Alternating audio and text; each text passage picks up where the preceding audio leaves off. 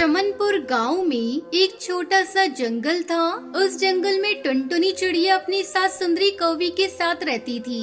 उसका पति एक दिन जंगल में लकड़ियां लेने गया था, तभी एक बिल्ली ने उसे अपना शिकार बना लिया।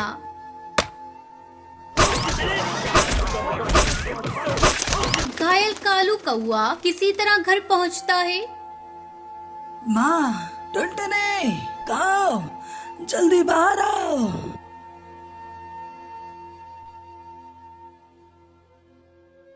अरे क्या हुआ जी आपको? बाप रे बाप, आपके पूरे शरीर से तो खून बह रहा है। किसने आपकी ऐसी हालत कर दी? तब तक आप लोग कमेंट पे बताएं 65 - 0 कितने होते हैं। एक बिल्ली। टुनटुनी, अब मैं नहीं बचूंगा। तुम घर का और माँ का ख्याल रखना। सुनहरी, मेरी बच्ची, मेरे पास आ।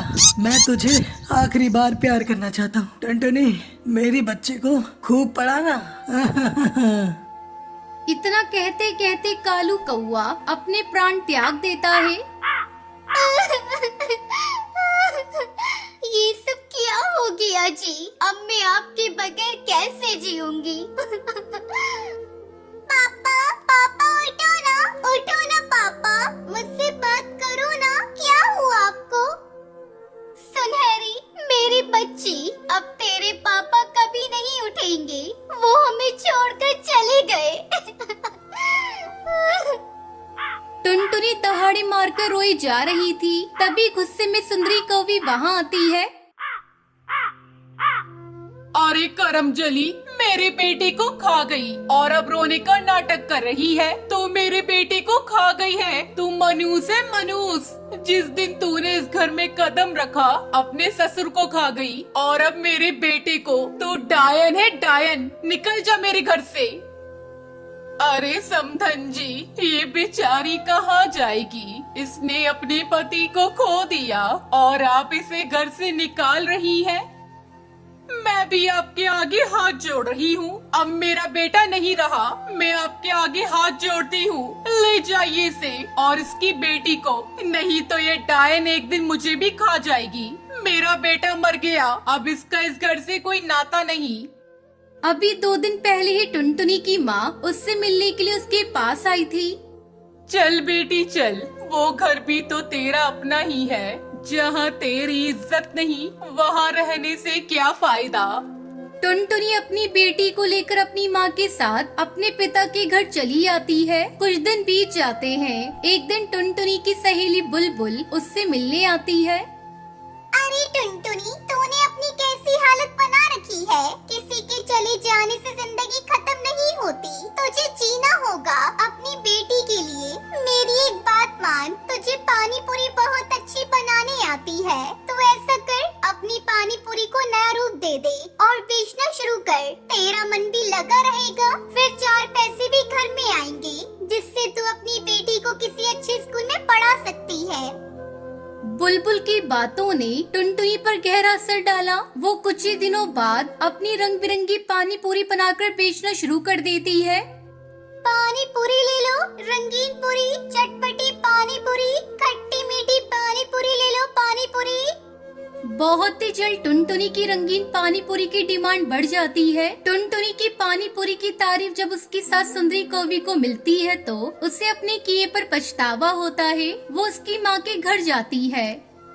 अरे बहू, मुझे माफ कर दे। मुझे अपनी बेटी की मौत का बहुत बड़ा सदमा लगा था, इसलिए मैंने तुझे मनूस समझा। मुझे अब अपनी गलती का एहसास हो गया है। तू चल मेरी पोती को लेकर, अब से हम सब साथ में रहेंगे। टुनटुनी अपनी सास को माफ कर देती है और उसके साथ अपने पति के घर वापस चली जाती है। इस तरह वो रंगीन पानी पूरी बेचकर खुशी खुशी अपनी बेटी के साथ अपनी जिंदगी बिताने लगती है।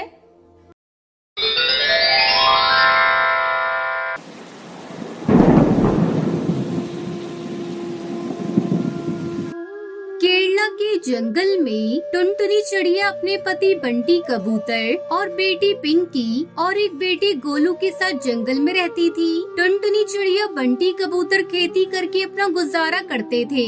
बंटी कबूतर अपने खेत में हर प्रकार की सब्जियां और फसल उगाया करता था और उन्हें शहर की मंडी में अच्छे दामों पर बेच देता था। अजी सुनते हो जी, इस बार धान की फसल तो बहुत अच्छी हुई है। जल्द से जल्द से शहर ले जाकर बेच दो। बारिश का क्या भरोसा, बिन मौसम भी बारिश होने लगती है।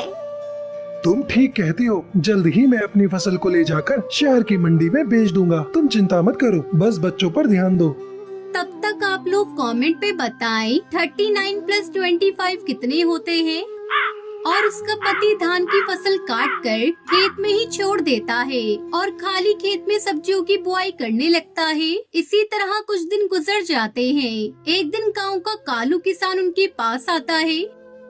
बंटी, अरे ओ बंटी, कहाँ हो भाई? जल्दी घोंसले से बाहर आओ, मुझे तुमसे जरूरी बात करनी है। क्या बात है कालू भाई, कौन सा जरूरी काम है? बताओ, मैं उसे पूरा करने की कोशिश करूंगा। बंटी भाई, बस आपसे यही कहना था, अपनी फसल के साथ मेरी भी फसल शहर में बेच देना। ठीक है कालू भाई, मैं 1-2 दिन में अपनी फसल बेचने जाऊंगा तो तुम्हारी भी फसल बेच दूंगा। कालू कौवा वहाँ से जाने लगता है। तभी टुनटुनी वहाँ आ जाती है और कालू से कहती है, अरे कालू भैया बैठिए, मैं अभी आपको ठंडा ठंडा तरबूज का शरबत पिलाती हूँ। गर्मी बहुत है। नहीं बहन, फिर कभी आकर शरबत पीऊंगा। ऐसा कहकर कालू किसान वहाँ से चला जाता है। रात को जब सभी सो रहे थे तभी अचानक बिजली कड़कने लगती है और बारिश शुरू हो जाती है। अब क्या होगा जी, हमारी सारी फसल खेत में पड़ी है, सब भीग जाएगी। अरे पगली, तू चिंता मत कर, अभी बारिश रुक जाएगी। देख, बादल जा रहे हैं। दोनों पति पत्नी काफी देर तक बारिश रुकने का इंतजार करते हैं, लेकिन बारिश होती ही जा रही थी। रात भर जोरों से बारिश होती रही। सुबह जब बारिश रुकी तो बंटी कबूतर टुनटुनी चिड़िया अपने खेत पर जाते हैं। वहाँ का नजारा देखकर दोनों पति पत्नी जोर जोर से रोने लगते हैं। सारे खेत में पानी भर गया था और उनकी फसल पूरी तरह से पानी में डूब चुकी थी। हे भगवान, ये तूने क्या कर डाला? सारी फसल बर्बाद हो गई। पता नहीं हमारी फसल को किसकी नजर लग गई।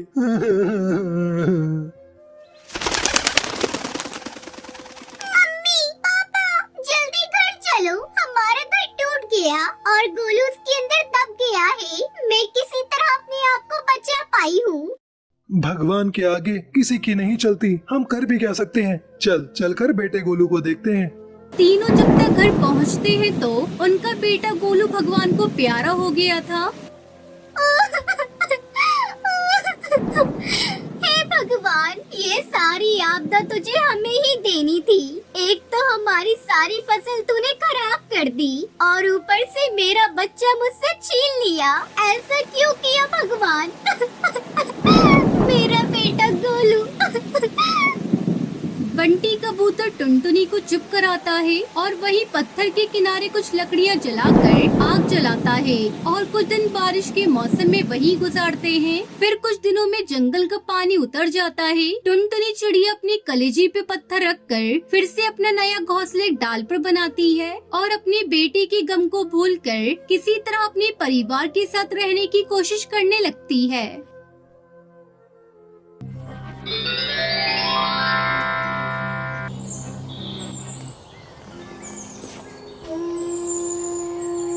किसी जंगल में कालू कौवा अपनी पत्नी टुनटुनी के साथ रहता था।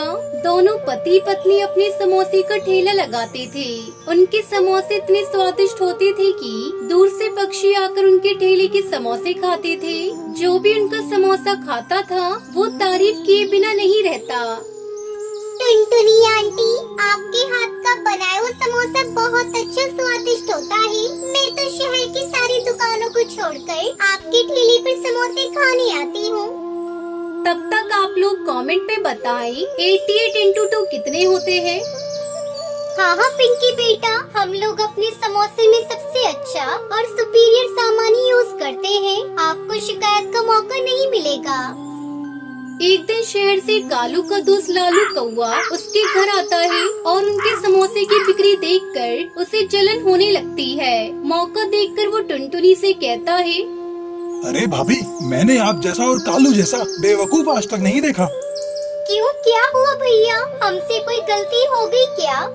हाँ, गलती ही तो हो रही है आज तक। अरे क्या जरूरत है ग्राहकों को महंगा सामान से बना हुआ समोसा खिलाने की। शहर में मेरी भी समोसे की दुकान है, लेकिन मैं तो इतना महंगा मैदा सब्जी यूज नहीं करता, फिर भी मेरे ग्राहक बहुत खुश हैं।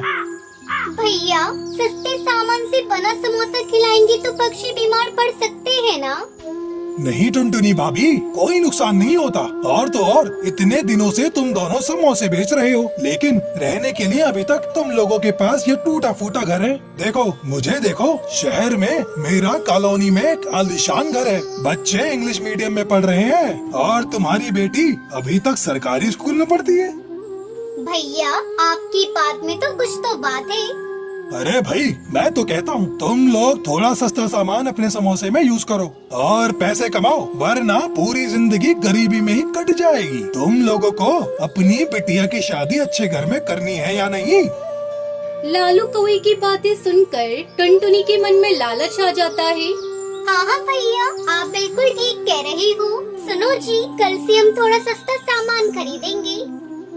ये तुम कैसी बातें कर रही हो टुनटुनी? सारे ग्राहक टूट जाएंगे। तुम चुप रहो जी, ऐसा कुछ भी नहीं होगा। अगले दिन टुनटुनी घटी और सस्ता आलू और काफी पुराना मैदा खरीदकर समोसे बनाती है, जिसे खाकर पक्षियों की तबीयत बिगड़ने लगी और उन्होंने टुनटुनी की दुकान पर आना छोड़ दिया। देख लिया ना टुनटुनी, घटिया सामान इस्तेमाल करने का नतीजा, हमारे सारे ग्राहक टूट गए, अपनी दुकान का नाम खराब हुआ सो अलग। टुनटुनी के ठेले पर कोई भी बच्चा उसके समोसे खाने नहीं आ रहा था। सुबह से शाम तक टुनटुनी अपनी दुकान पर बैठी मक्खियाँ मार रही थी। अरे ओ झुमरी कौवी, उधर कहाँ जा रही हो? मेरी दुकान के समोसे खाओ, बहुत ही स्वादिष्ट है। कई दिनों से तुमने मेरी दुकान पर आना ही छोड़ दिया है। नहीं, मुझे तुम्हारी दुकान के घटिया समोसे खाकर अपनी तबीयत खराब नहीं करनी। एक बार तो मेरी तबीयत तुम्हारी समोसे खाकर बिगड़ गई, बहुत पैसे लगे, तब जाकर मेरी तबीयत ठीक हुई। फिर से मैं वही गलती नहीं करूँगी। तुम अपने समोसे अपने पास रखो। धीरे धीरे कई दिन बीत गए और टुनटुनी की दुकान बंद हो गई। वो दर दर की ठोकरें खाने को मजबूर हो गई। इस तरह से पैसों के लालच में उसने अपने पैरों पर कुल्हाड़ी मार ली। दूसरी तरफ लालू कौआ उनकी दुकान का ऐसा हाल देखकर बहुत खुश था। टुनटुनी को समझ आ गया था कि थोड़े से पैसों के लालच में उसने अपना जमा जमाया काम खत्म कर लिया। इसलिए बच्चों, हमें कभी भी लालच नहीं करना चाहिए। जितना हमारे पास है, हमें उतने में खुश रहना चाहिए।